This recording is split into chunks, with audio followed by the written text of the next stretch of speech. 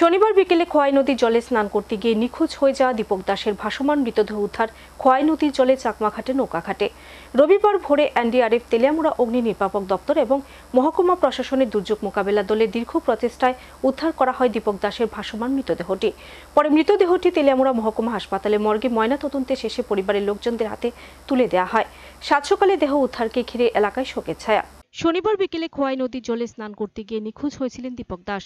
রবিবার ভোরে দীপক দাসের ভাসমান মৃতদেহ উদ্ধার হয় খোয়াই নদীর জলে চাকমাঘাটে নৌকাঘাটে।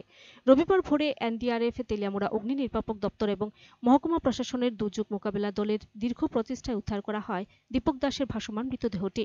মৃতদেহ উদ্ধারের পর ময়নাতদন্তের জন্য তেলিয়ামুড়া মহকুমা হাসপাতালে মর্গে পাঠানো হয়েছে। পরে ময়নাতদন্তের শেষে মৃতদেহটি তুলে দেওয়া হয় পরিবারের লোকজনদের হাতে। প্রসঙ্গত, প্রচণ্ড গরমের হাত থেকে রক্ষা পেতে শনিবার খোয়াই নদীর জলে স্নান করতে গিয়েছিলেন ৪৫ বছর বয়সী দীপক দাস। আর সেখানে নদীতে স্নান করার সময় আচমকা তিনি নিখোঁজ হয়ে যান। তিনি জলে ডুবে মারা গেছেন নিশ্চিত হওয়ার পর রাতভর নদীর জলে দেহ তল্লাশি করে এনডিআরএফ সহ অগ্নি নির্বাপক দপ্তর এবং মহকুমা প্রশাসনের উদ্ধারকারী দল, কিন্তু রাতে তার দেহ উদ্ধার হয়নি। অবশেষে রবিবার সকালে মৃতদেহটি উদ্ধার করতে সক্ষম হয় প্রশাসনের কর্মীরা। সাত সকালে মৃতদেহ উদ্ধারে পরিবার সহ স্থানীয় মহলে শোকের ছায়া নেমে এসেছে।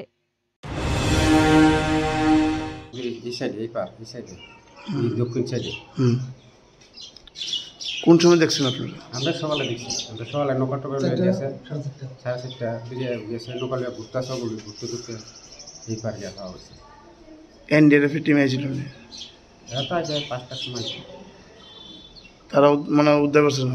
উদ্ধারটা কারা করছে? উদ্ধারটা বলতে আমরা দেখছি বলতে আমরা ধরছি না, আমরা লগে ফোন করেছি, পিএসএ ফোন করানো হয়েছে, এমনি তারা গেছে তারা আমরা বুঝি এই জায়গাটা আছে, তারা গিয়ে তুলছে। মানে এনডিআরএফ টিম যাওয়ানোর আগে মানে ভাষ্য উঠছে নাকি? আচ্ছা, নাম কি ওনার?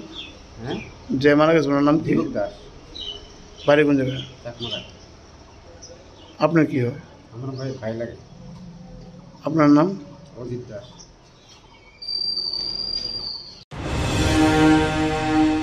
Bureau report, search India TNN।